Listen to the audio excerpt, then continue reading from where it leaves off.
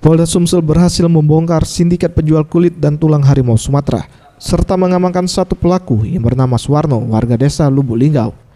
Penangkapan dilakukan setelah adanya laporan masyarakat dan pengintaian oleh petugas. Menurut Kombes Pol Jarod Padakova, Kabid Humas Polda Sumsel, kulit harimau beserta tulangnya ini akan dijual pelaku kepada seseorang seharga 50 juta rupiah. Untuk saat ini pihaknya masih melakukan pengembangan terkait adanya tersangka lain.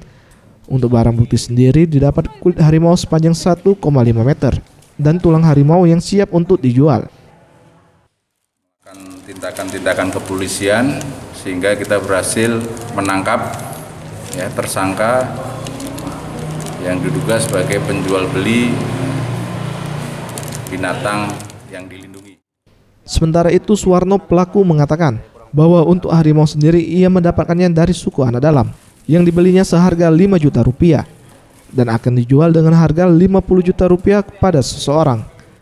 Namun pada saat akan menjual ia langsung ditangkap oleh petugas polisi yang menyamar.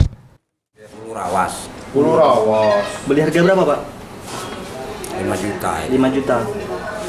Kemudian dijual 50. Sudah tahu pembelinya? Ya, pembeli inilah yang dekat saya. Sudah berapa kali, Pak? Baru kali ini. Kemarin bisa kenal dengan penjualnya gimana? Dia datang ke rumah kita. Pelaku dijerat pasal 40 Undang-Undang Nomor 5 Tahun 1995 dengan ancaman hukuman 5 tahun penjara. Farel Wisatria, Sriwijaya TV.